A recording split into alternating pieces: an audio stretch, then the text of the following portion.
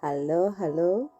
Welcome back to another session of Victorious Human. Today I'm going to be looking at parents and their children. So, how did this topic come about? Well, I was a housewife, and me being who I am, I had enrolled myself into a course. So, I was in college. And one of the topics that arose was, do working moms spend more time with their children more than stay-at-home moms? Needless to say, the whole class was filled with stay-at-home moms. So we didn't like that one bit, not even one bit. So our argument was, we're at home all the time with the children. So 100% we spent more time with the children. Although the tutor tried to explain her point of view and statistics and whatnot, we were not having it. End of discussion. We spent more time with the kids because we were with them 24/7. Yeah? We leave them at school, we pick them from school, and from then on, we are with them. So, what are you talking about? So, the debate went on and on about who spends more time with their children. Was it the stay at home mom or parents, or was it the working moms? Apparently, research was saying working moms spend more time with their children. That basically made me laugh. Is one of the stay-at-home moms, I thought, wait a minute. I practically spend the whole day with the children, not to mention half terms, summer holidays. I think stay-at-home moms spend more time with their children. Full stop. And I was not the only one who thought this. The whole class did. Needless to say, the debate got shut down so fast, as many of us were for stay-at-home moms being the ones who actually spend more time with their children. And we were not about to have statistics tell us otherwise, or tell us that we're not spending enough time with our children. What we were not grasping at this time was, it was about quality time. Now, fast forward many years later, the tables have turned. Why? I am now one of those full-time moms. I'm working full-time. Although my children are grown, I feel I spend quality time with them now when I'm at home as compared to when I spent time with them as a stay-at-home mom. Wait. Don't stone me. Let me explain. This is actually a deliberate effort. I didn't just start going to work and then all of a sudden I'm spending quality time with the children. No, I had to make a deliberate effort to spend quality time with the children. So, let me say, I feel I spend quality time with them when I'm at home. Why? Because I am trying to catch up with everything. Like what? Things I missed when I was at work, what they were doing, any new events, any new developments, any new stories. It's hard, I'm telling you, because I'm also trying to catch up with everything. I'm trying to catch up with the housework. I'm trying to catch up with the laundry. I'm zoned out trying to recover from tiredness, physical tiredness, mental tiredness. I'm trying to recover, but at the same time, I know I need to deliberately make time to spend with them. Otherwise, you just plump yourself in the chair and do nothing, Why? because going to work does take a lot out of you. If not careful, you can spend all your time working, paying the bills, providing cover. They'll never stop asking you to cover. They'll always ask you to cover. Even if you cover 4 or 5 shifts, it will never be enough. They keep on asking and asking and asking. It will never be enough. You have the duty to what? Know your limits. Do what you need to do to be able to spend time with your family so that they don't what? Feel neglected. So, when you talk about work-life balance, it is a real issue, a real topic, which if ignored, you will find yourself old and hold to a specialized living facility, and your children will be living their own lives just as you taught and showed them when they were young. Am I saying spend time with your children so that they won't ditch you when you're old and vulnerable? No, not at all. I'm not saying that. All I'm saying is spend time with your children because it is the right thing to do. Now, back to the topic at hand. I now totally agree that working moms spend more time, or let me say, they spend quality time with their children. They are not just watching the children whilst they play, or listening to them read, or just helping with the homework, cooking. In the meantime, they're also cooking, cleaning, doing all sorts of chores. The list goes on. Believe you me, I'm talking from both sides of the coin. I've been a housewife and now I'm also a working mom, so I'm talking from both sides of the coin. Yeah, this is what I have found out. These are my findings, so don't stone me. You tell me your findings. If I'm wrong, let me know. If you agree with me, let me know. I feel as a working mom that you learn to just put those tasks aside. Yeah. You sit down and talk, or you go out for walks, or just do something you both or all the whole family loves. Do something that the whole family loves. It is a balancing act, I know. The working mom or parents have to make a conscious decision to spend quality time with their loved ones. Children or spouses, you are making a conscious decision to spend this quality time. Otherwise, your days will be filled with catching up with housework, shopping, resting. Before you know it, you are back at work, and the time does not stop. I remember a song Ashimolo people sang. You wake up in the morning, you bath, you get prepared, you go to work, you work, you come back home again, you sleep, you eat, you wake up, you go back to work,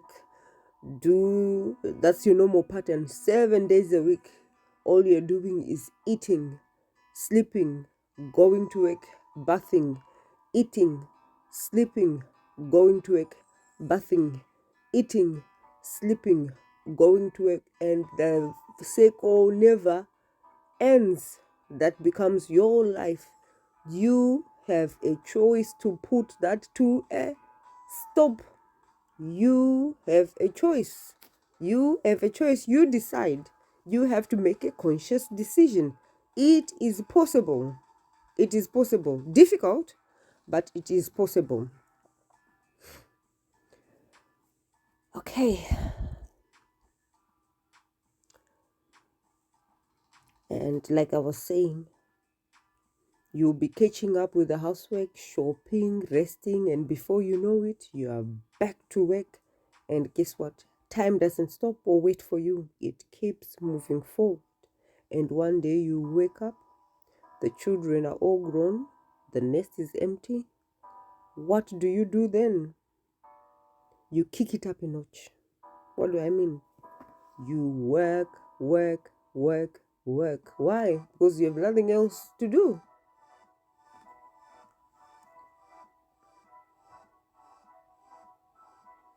But that is not a wise decision. That's why you plan now what you're going to do if or when you have an empty nest or when your children have their own lives. What are you going to do? You plan now. Plan now. So am I saying all working moms spend quality time with their children? No, not at all. I am saying that those who have made a conscious decision to spend time with their children and loved ones actually do it. They have made a conscious decision, underlying conscious decision. They are aware of what they're doing. They are making a conscious decision to make time to do what's important to them. And the other thing, whilst I'm on that, as important as it is to spend time with the children, you also have to make time for yourself. I'm not saying be selfish with your time, but make time for yourself. Just rest. Rest a bit. Rest. You know what I mean? Rest. Don't go, go, go, go, go, go, go. No, no, no, no. You need to rest. It is a skill. It's not easy. I'm telling you, it's not easy. It's something you learn as you become more and more aware of what you're doing. And just for the record, just because you spend the whole day at home with the children does not necessarily mean you spend quality time with the children. When your children or spouse are talking to you, are you on your phone? Are you watching TV? If yes, then it's time for things to change. You need to start giving eye contact. Put down your phone. Put down your laptop. Don't keep your eyes glued to the TV. No. Can you see what I'm talking about? You are in the building, but not present to those who are around you. So you might be there, but are you present? This has to stop, dear mom, dear dad. Those gadgets are not going away.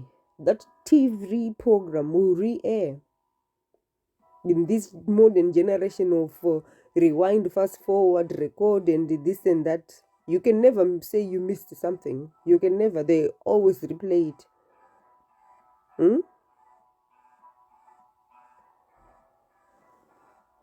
And that phone call can wait unless it is really urgent. In the sense of agent, not just every phone call is agent.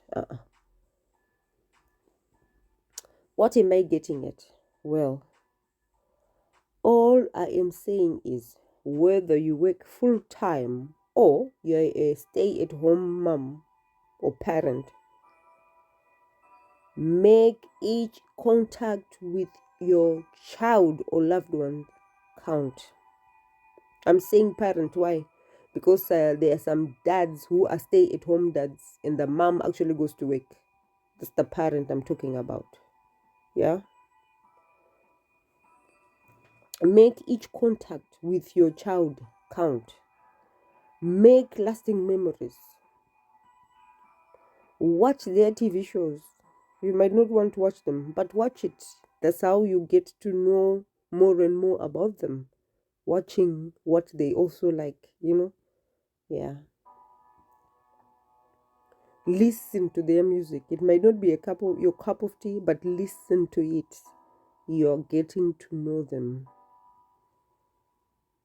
Look at them when you're talking to them, when they're talking to them. Listen to them when they express themselves. Advise them if they are going AWOL the wrong way. Don't be afraid of them. Advise them. Rebuke them. They need you. You need them. Together you are stronger. Build strong generations together. Yeah? And if you get it right now, you will have strong generations for years to come. And I will end it by reading Ephesians 6:1-4. That is quite a good read. Let me see if I can find it. All right, one moment. Okay, so Ephesians 6:1-4, and I'm reading the Message Bible. So it's going to be awfully different from the one you're used to. But I like its simplicity and its emphasis. All right, here goes. Children, do what your parents tell you. This is only right. Honor your father and mother is the first commandment that has a promise attached to it, namely, so you will live well and have a long life. I have to stop here and say, many children, they are now adults, and they are so hung up on this scripture. They can't do anything in their lives because they are waiting for mom or dad to tell them what to do, because they are saying, do what your parents tell you, to the extent they can't even marry the person they really want to be with because their parents says no. It's good to listen to your parent if they have a valid reason why they don't want you to marry that person, like the person is a criminal, or they're giving a bad vibe, or this, and for reals, not because that no one is ever good enough for my daughter, that kind, or for my son, that kind of thing. No. I mean proper, valid reason. Or they're telling you to do bad things and you're doing it, saying that I'm honoring my father, my mother. No, you need to use common sense. You need wisdom. Do things in the Lord. Yeah, that's why I like the other Bible. In the Lord. In the Lord. If it's out of the Bible, not in the Lord, don't do it. Don't do it. I won't say it. I won't say it. But I was watching this movie. I know the title of it, but I won't tell you in case. Anyway, the mother asked him to go rob, shoot people, and kill his own mother. And he listened and done it because he's honoring his mother. Can you see what I'm talking about? That's stupid. You're a full grown up person. You've got the right to say no, thank you. No. Anyway, last but not least, it's verse 4, which says, okay, before I move on, it says, this is the first commandment that has a promise attached to it, namely, so you will live well and have a long life. So if you listen to your parents in the Lord, you will live well and have a long life. Normal parents want what's best for their children. Yeah? No parent wants to see their children suffer. No parent wants to see bad things happen to their children. There are one or two parents, but no more parents want the best for their children at all times, because your children's success is also your success. You see what I mean? Yeah. All right. Moving on. Ephesians 4. It says, fathers, Don't frustrate your children with no-win scenarios. Take them by the hand and lead them in the way of the master. Wow, wow, wow. Is there anything I can add to this? No, nothing I can add. I think it is self-explanatory. And that is all from me, really. I really quite enjoyed this. I think you would do yourself a favor if you were also to read Ephesians 6. You read it further, because it talks about servants, it talks about masters, it talks about fight to the finish, it talks a lot of other things, how to behave as Christian people. Huh? It is good. Just read it. Just read it.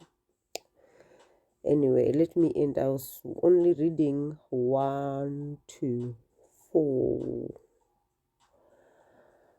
Okay. Remain blessed and continue to be victorious.